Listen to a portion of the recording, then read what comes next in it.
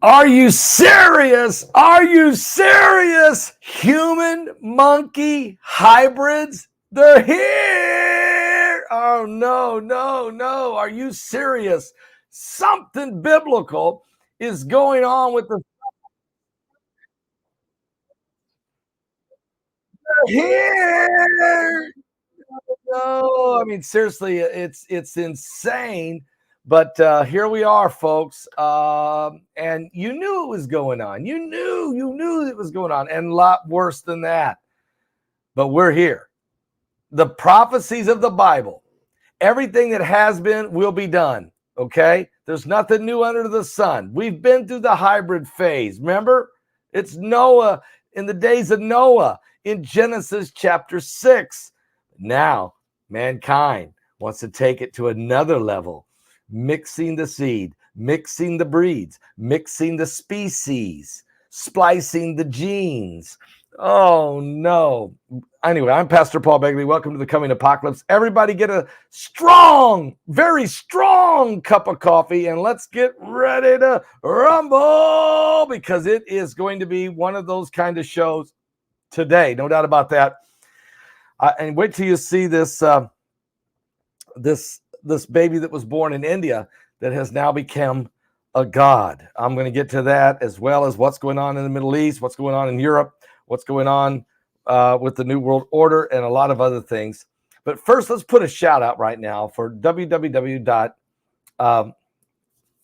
Well, it's not a www. It's just pick up the phone and call Gamal. Are you serious? Yes. Pick up the phone and call Gamal at 352-492. Matter of fact, let's put that up there for everybody. It's easier than me just trying to read off this phone number. Oh, man. This stuff is so good. I want everyone to be able to have access to it, because it's so difficult to get our hands on this. But it's micro daily. Okay, micro daily. I take it every day. Matter of fact, I haven't taken mine today. What am I doing? What am I thinking? Okay, so I take one of these every day for your brain power. All right. Yes. Now, it's just unbelievable. It's micro daily, but it's a whole lot more than that. See, NASA created this because of the effects on the brain long periods of time in space. So it's been enhanced even since that even was done. And here's what it does. It's an anti-inflammatory response. So it fights off inflammation in your body. It's immune system boost. It has a DNA integrity and health. Also, it is a 5G protection. I love that. 5G protection. Thank you. Also, EMF radiation defense. And in the days we're living in now, you got to protect yourself from 5G, and you got to protect yourself from radiation. And it's an anti-aging formula in there. And also, it will increase your energy. You'll be able to keep going and going and going. Micro daily. Here's what you do. Pick up the phone and call Gamal. He's a local pharmacist here in Florida. And he goes to Freedom Fellowship Church. He loves the Lord. Call Gamal.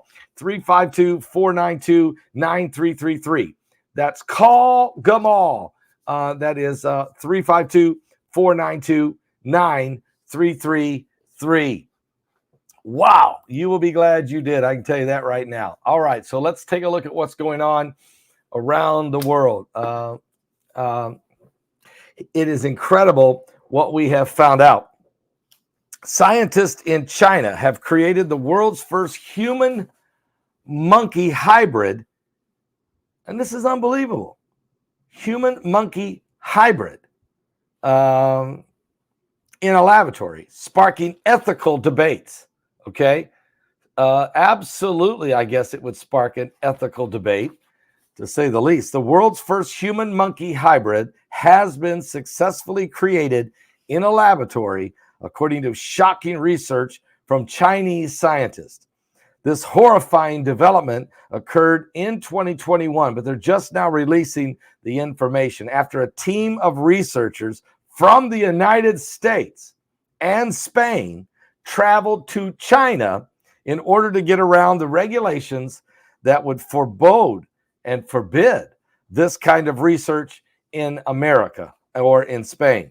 The creation of this hybrid was the critical step in the scientists' plan to use for DNA considerations.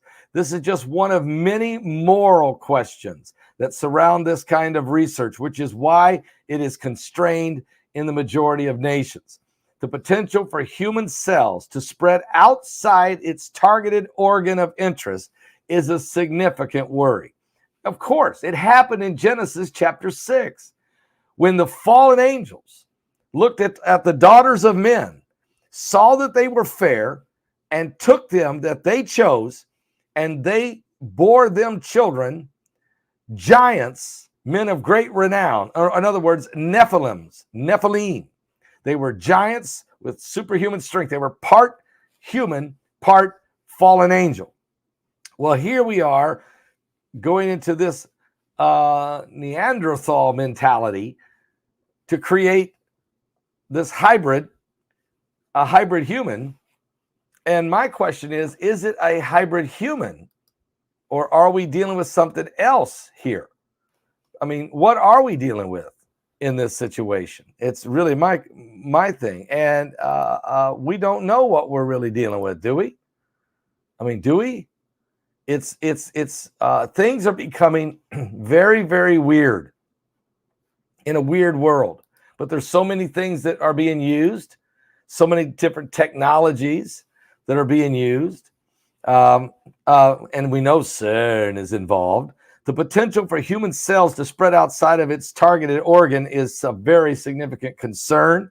The ethical ramifications would be severe. For example, if stem cells manage to get loose, like gain of function, gets loose outside of the lab, like Wuhan or somewhere, and develop human neurons in the animal's brain. Furthermore, it is very challenging to limit the growth of human cells to a single organ, which makes the ethical issues even more challenging. Despite these reservations, the research team insisted that the outcomes of their tests were extremely encouraging, and they vowed to keep using primates in their experiments. Only time will tell, but one thing is certain.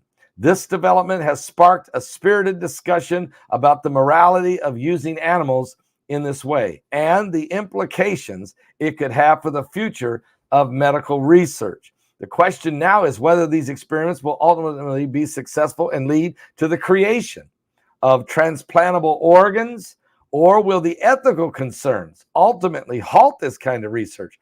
Or if they've created these hybrids in the laboratory, they said that they then eliminated the embryos after 20 days. If you believe that, I got some oceanfront property in Arizona. Come on, folks. You know that they're growing these babies in these laboratory, half human, half chimpanzee or ape. And they're going to take these, and then these entities are going to see what they become when they grow and become fully grown and birthed and born. They're going to study that. They're going to study the psychological concept, the learning ability, the DNA makeup. They're going to be doing, you know, they're doing this. You know, they're doing this. So it will not shock me one day if a alternative human, a hybrid humans start surfacing and living among us. It will not shock me at all. You know they're doing it.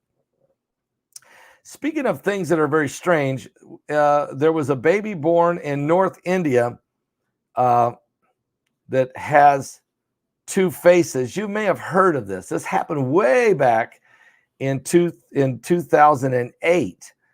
And the baby had two faces, born in northern India village where she was doing very well. And she was considered a Hindu goddess. And it was a very poor village. And so people started coming from all over the world to worship this child. To touch her feet would be such a great blessing. That they built a temple to the child, and people came from many, many miles around to see this child with two complete faces, but it was not a Siamese twins. Okay, it was one human being that had 4 eyes, 2 mouths, 2 noses, and could blink the eyes all at the same time, could eat from either mouth, could breathe from either set of noses, and was it's a very rare, it's like 1 in a billion chance of someone being born with this, called craniofacial duplication. Most children born with this die, but this child did not. And this was way back in 2008. And so the worshiping of this going on because of the ancient gods and some of the Hindu gods. And so people, I think we're to the point now where mankind will worship just about anything then we will worship each other. We will worship rock stars. We will worship celebrities. We will worship political leaders. We will worship scientific geniuses. We will worship incredible athletes. We will worship just about anything, but we don't want to worship God.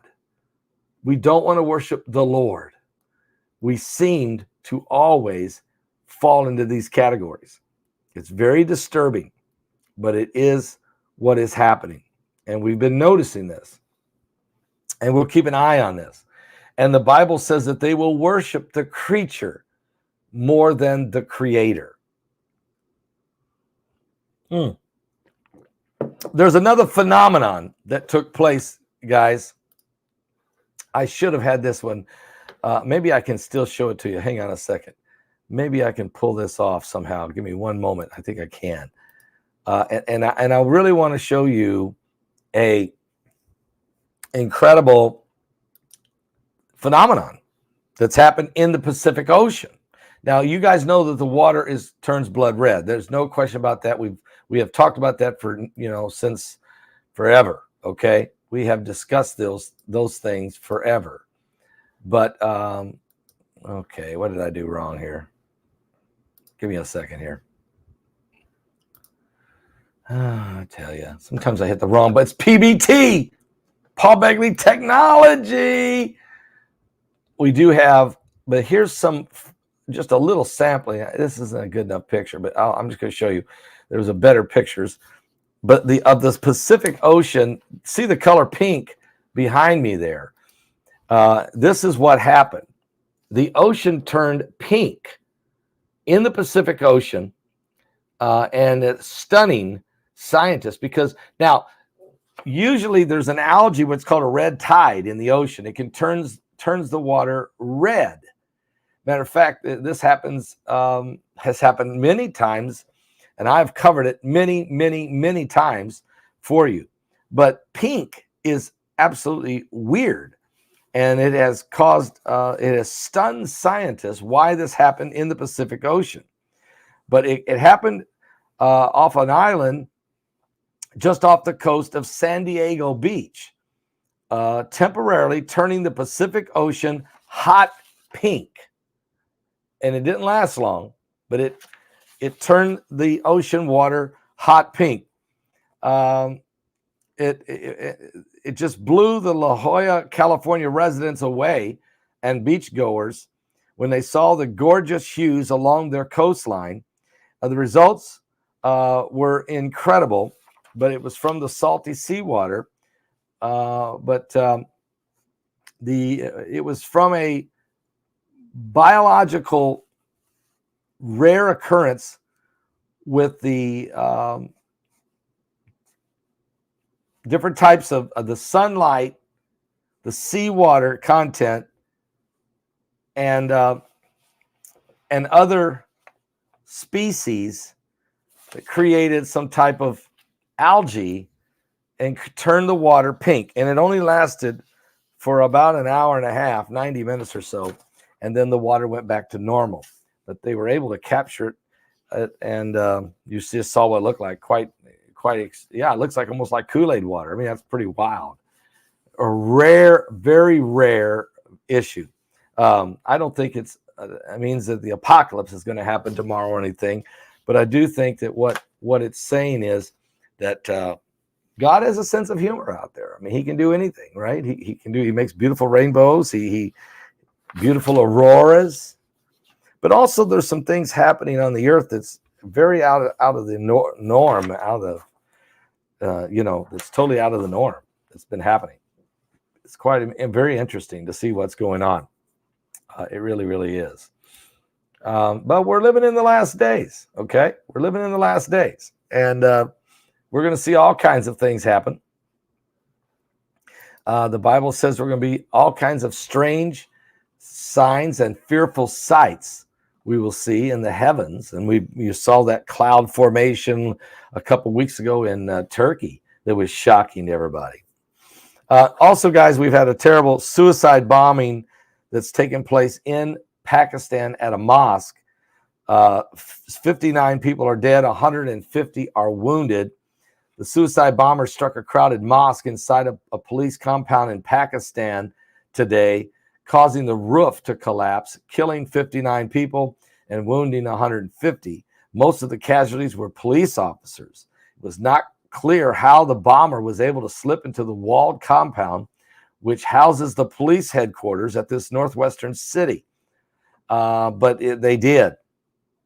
Horrible, horrific scene there in Pakistan.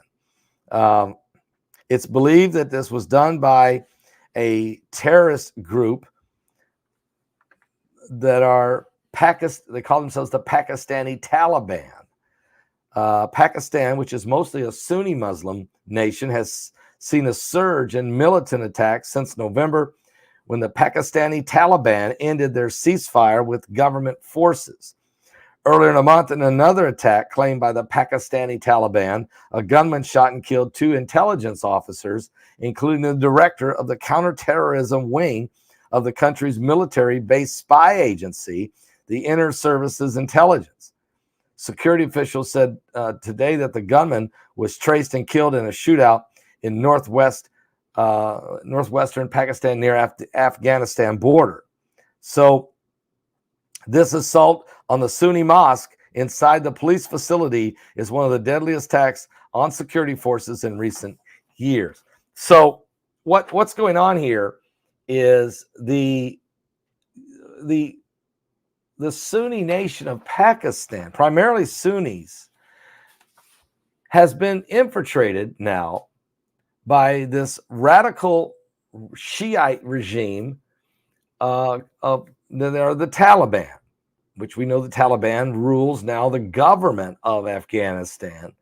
And now they have access to hundreds of millions of dollars. They are able to fund their terrorist activity beyond the borders of Afghanistan.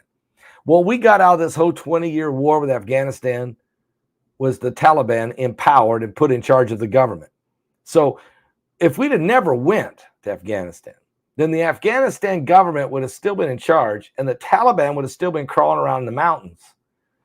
Yes, there were a problem in Afghanistan. Yeah, Osama bin Laden was building a terrorist network there. But all we did after 20 years was basically mess up the current government that was in place. And it's the Taliban who emerged as the running that nation and reversing everything that we had put in place for the citizens of that nation. Women are not going to be going to school no more. They're going to live under this very brutal Sharia law. Children are beaten. And the people are going to be oppressed like never before. Because back then, the Taliban did this within certain communities in Afghanistan. But now, the Taliban runs the whole country. And now it's spilling over into Pakistan. And where do you think? You think it's just going to stay there? No, that is not how these people think when you talk about radical Sharia law.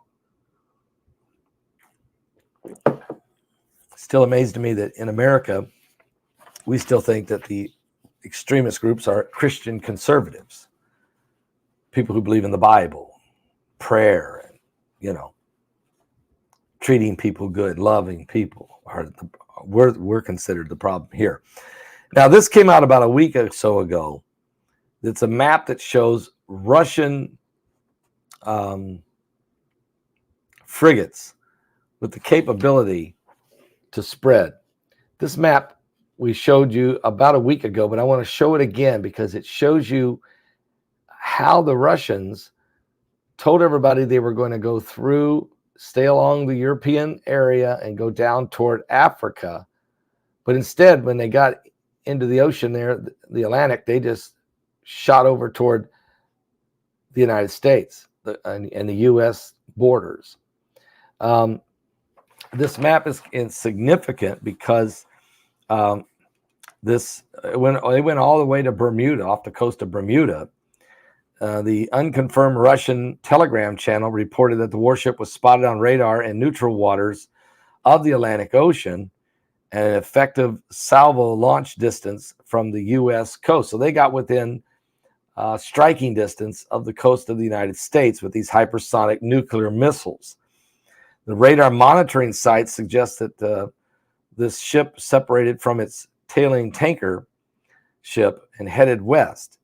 That the Kama was Kama was continued its routing to the south, passing the Azores Islands, but the frigate carrying Mach 9 missiles was tracked only 807 miles west of the Portuguese island of Flores in the Azores, suggested that it became within striking distance of the United States. So this Russian frigate carrying unstoppable hypersonic nuclear cruise missiles that can travel at the speed of Mach 9 were deviated from its course, sailing toward the U.S. coast, according to reports.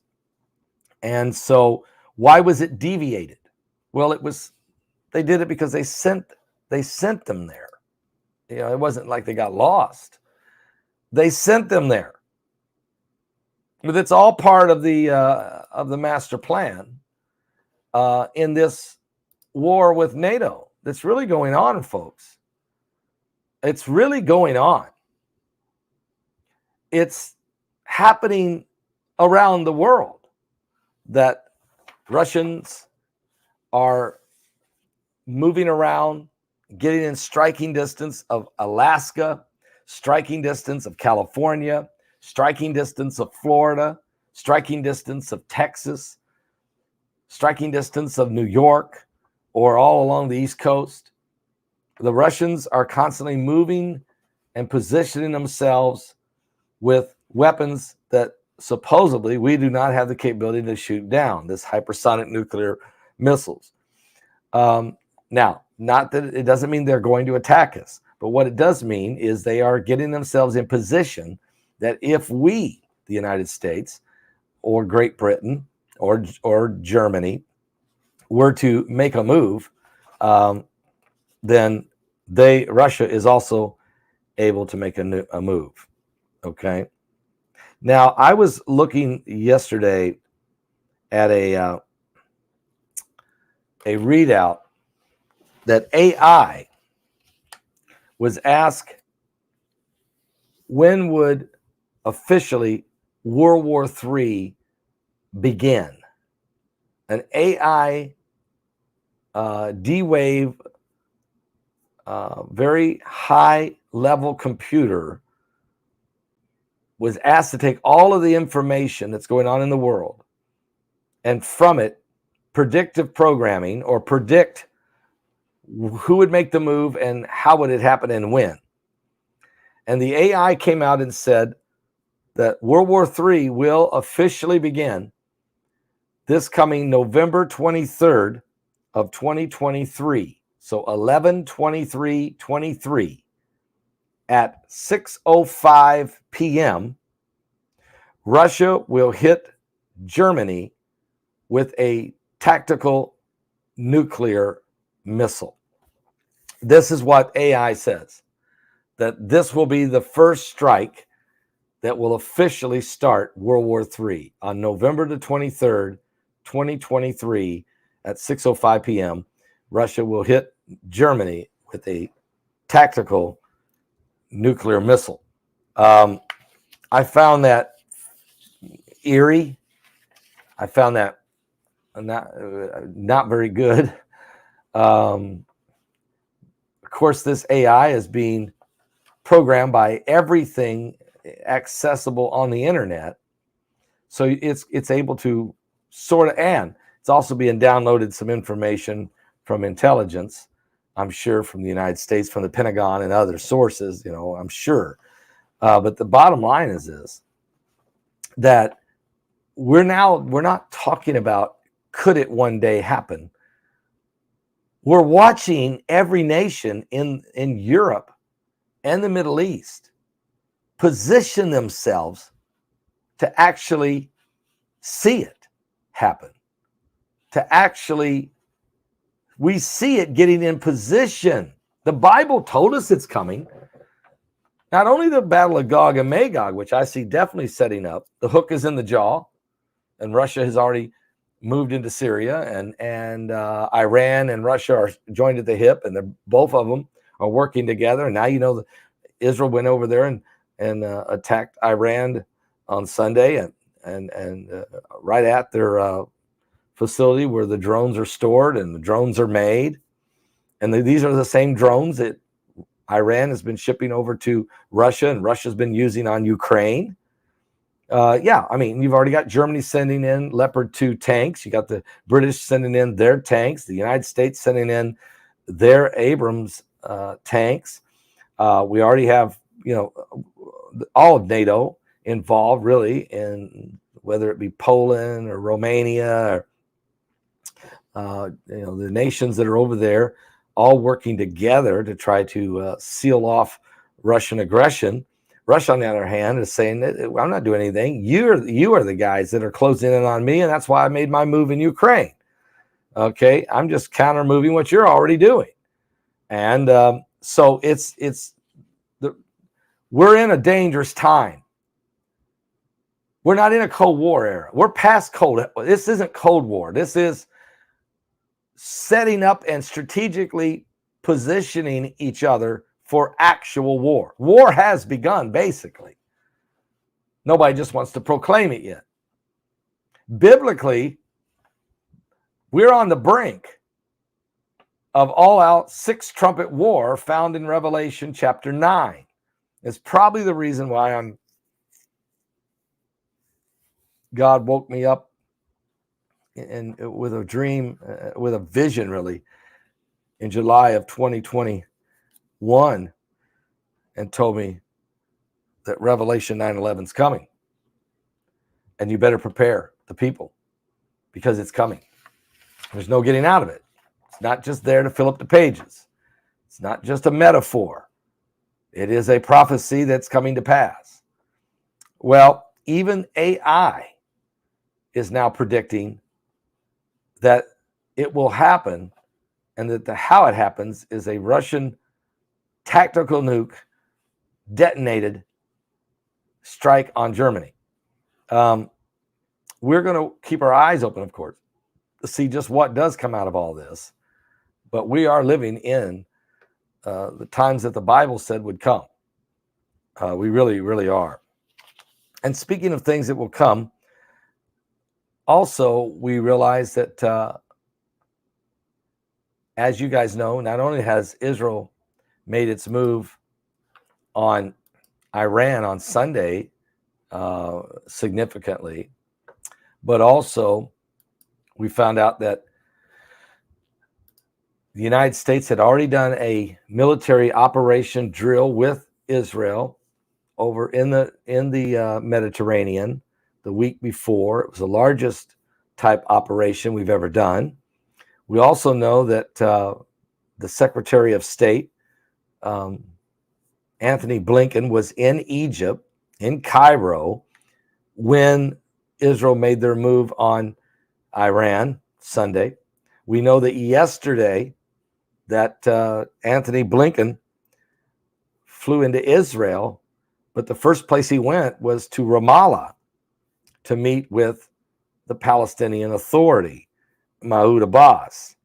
And so then, before meeting with Israeli officials. So I found that interesting, that the decision was to go ahead and meet with the Palestinians first. Okay. And so we've got these things happening right now. And so these are, it's very similar to the days of World War II, when you've seen Churchill and Stalin and Mussolini and Neville Chamberlain and Franklin Delano Roosevelt and Adolf Hitler, and they were moving around meeting with each other. Okay? The whole time they were doing that, all their nations were building up airplanes and tanks and armored vehicles and bombs of different types and bombers. Everyone was building up, because you didn't know what the other guy was going to do. And yet they were still meeting with each other and even signing treaties of peace. But it was not worth the paper it was wrote on, because, as it's so true, the deception, the lying that goes on. And, it's the human nature. Man does not trust each other. Man does not trust one another, because we're born into this world with a sin nature. And we actually are. A sin nature that we seem to, without Christ, you cannot control. You will not control it.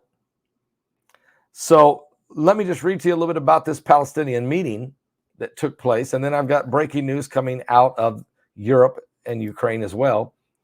But Palestinian leader reportedly met with the CIA chief in Ramallah also. So it wasn't just Anthony Blinken that got over there and had some meetings, but Palestinian Authority President Mahmoud Abbas has met with the U.S. Central Intelligence Agency, the CIA, and the CIA chief William Burns in the Palestinian city of Ramallah in the central West Bank. The Palestinians' WAFA news agency is reporting. So there's conversations going on now all over this area. It's not just Europe, but we're watching the Middle East now. We're watching, I remember Neville Chamberlain holding up a piece of paper in his hand. He had just met with Adolf Hitler and said, we've avoided World War II, where we have peace. We have signed peace.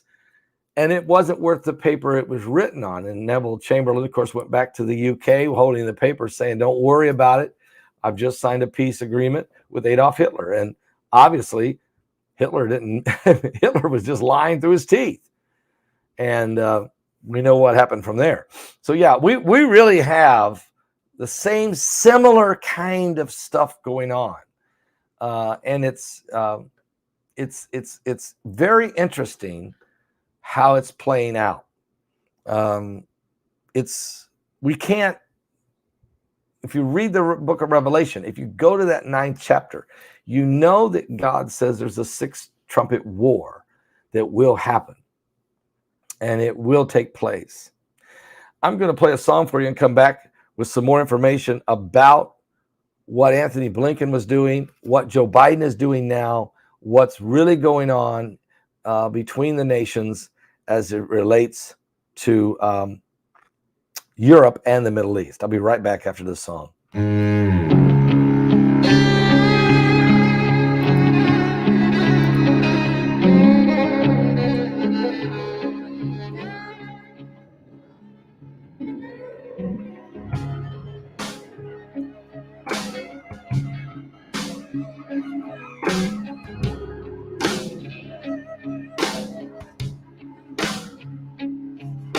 Saturday was silent, and surely it was through.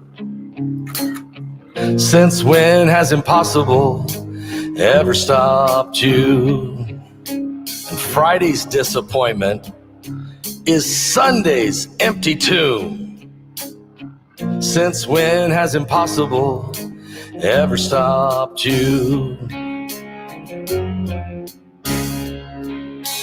This is the sound of her dry bones rattling. This is the praise make a dead man walk again. Open the grave, I'm coming out. I'm gonna live again. This is the sound of dry bones rattling. Pentecostal fire, stirring something new. You're not gonna run out of miracles anytime soon. Your resurrection power, it runs in my veins too. I believe there's another miracle here in this room. This is the sound of dry bones rattling.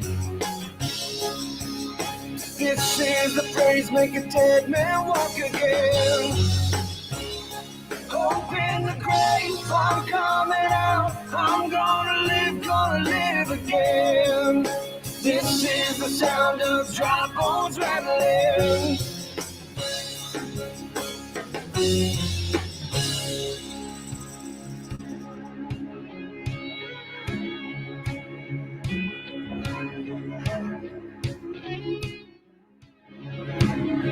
My God is able to save and deliver and heal and restore anything that He wants to.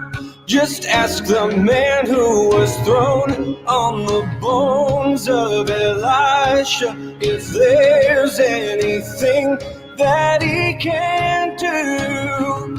Just ask the stone that was rolled at the tomb in the garden what happens when God says to move. I feel Him moving it now.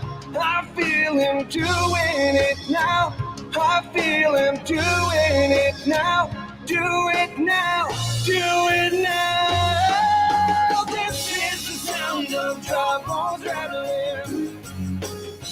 Yeah, this is the praise make a dead man walk again. Open the grave, I'm coming out. I'm gonna live again. Open the grave, I'm coming out. I'm gonna live again. Open the grave, I'm coming out. I'm gonna live again. This is the sound of dry bones rattling.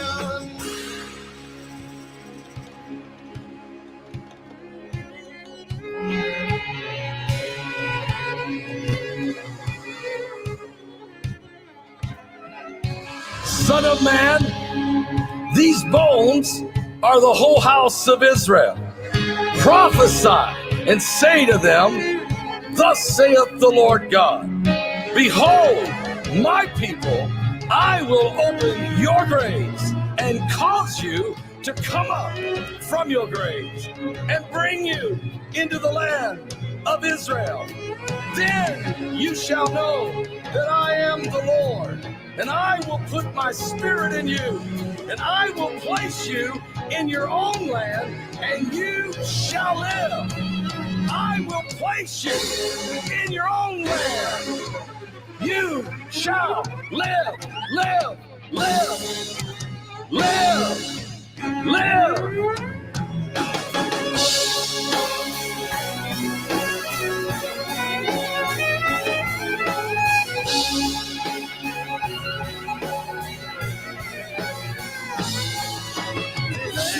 Sound of dry bones rattling. Dry bones live. This is the praise make it live. Dry bones live. Open the grave, I'm coming out. I'm gonna live again. Open the grave, I'm coming out.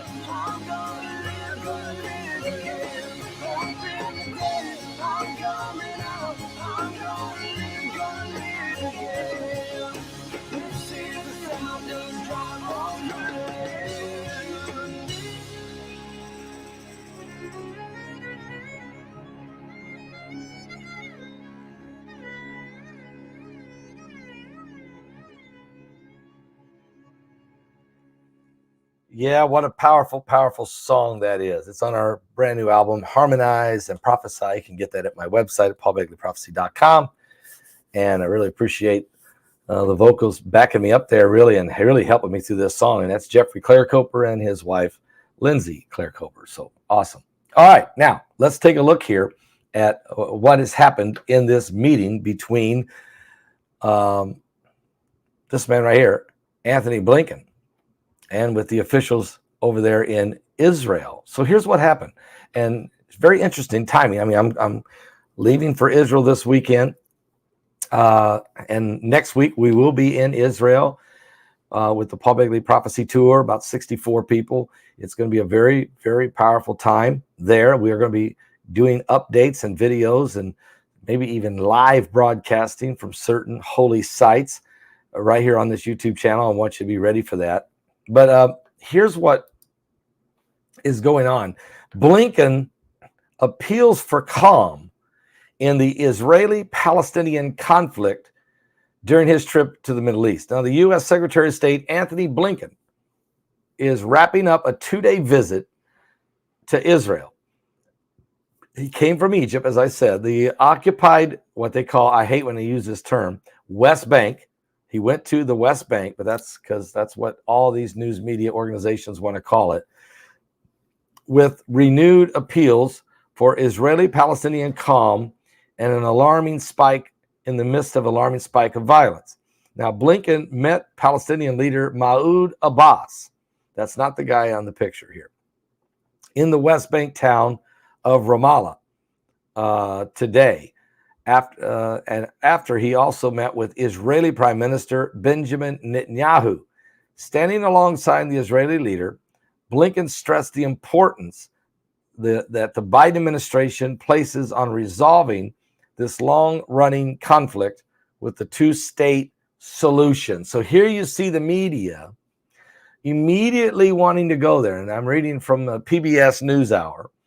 But all of them, they immediately, and it's not just the media, but it is the Biden administration.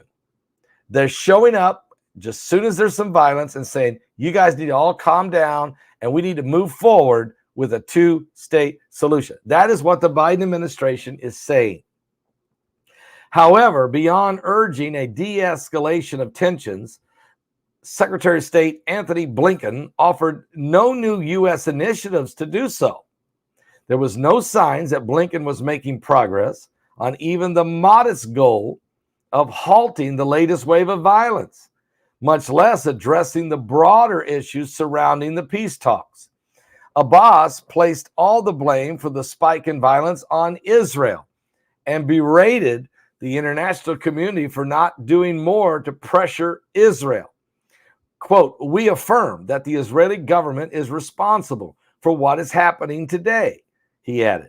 Israel's being overlooked without deterrence or accountability as it continues to unilateral operations.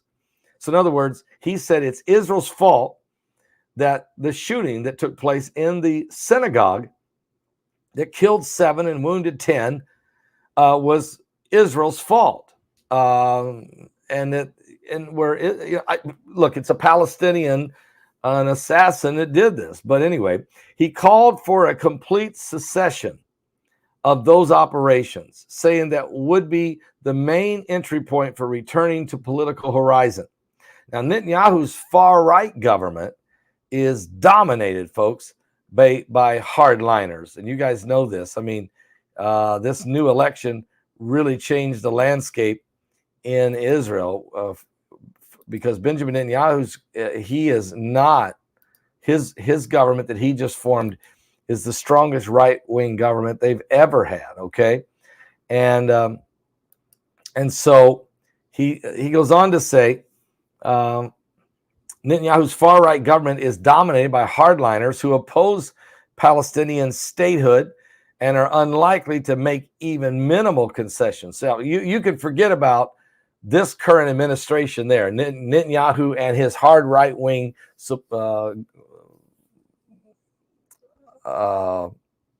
coalition government that he has formed.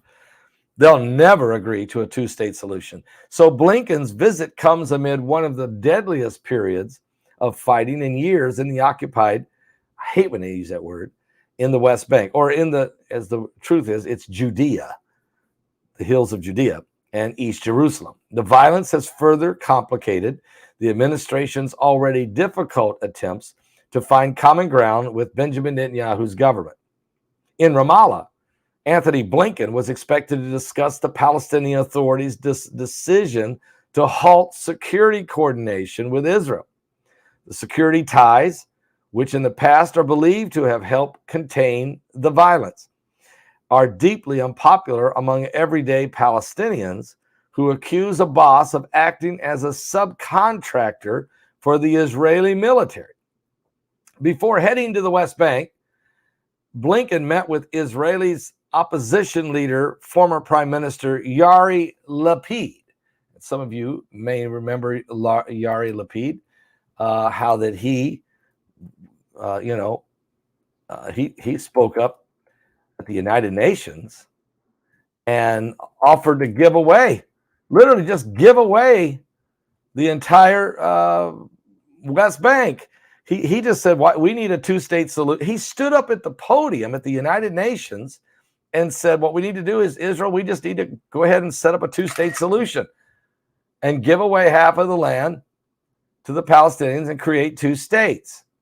Well, I think this is why that was the beginning of the end of him. He did that in September of 2022. And by the time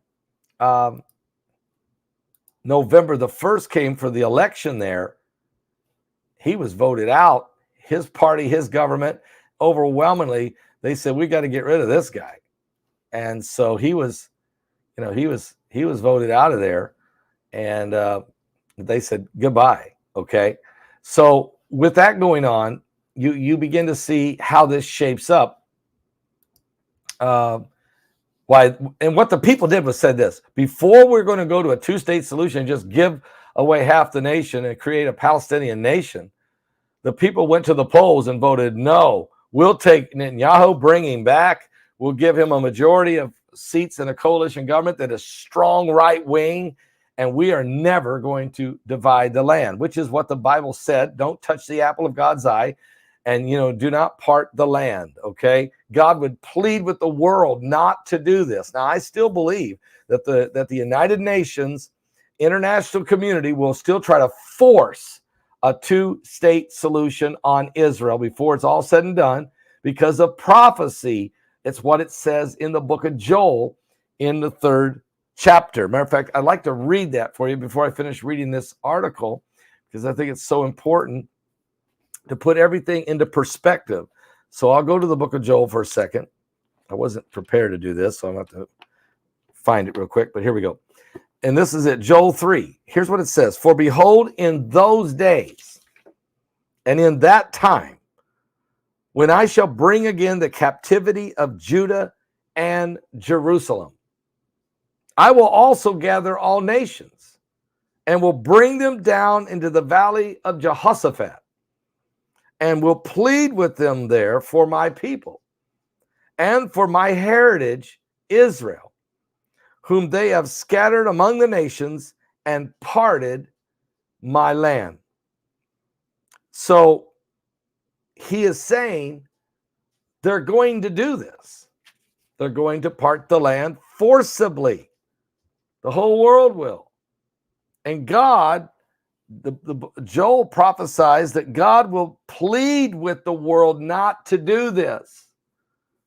Not to touch the apple of his eye, not to do this. So this is coming, I still think this is still coming to a head. We're not quite there yet, but it's moving quickly now.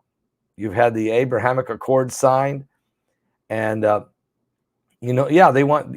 I'm glad you bring up the Golan Heights, because that's one of the areas that they want to give that back to Israel. I think Israel's never going to lose that because according to Ezekiel 38, the army from the north, Russia and probably Syria and others, they come over the Golan Heights to attack Israel. So I believe they'll never get that back. They will attack there. That's where they're going to go over top and go into this attack on Israel. So we've got that going on. But let me go back to the article here. Someone just said there was a 6.1 earthquake just hit China.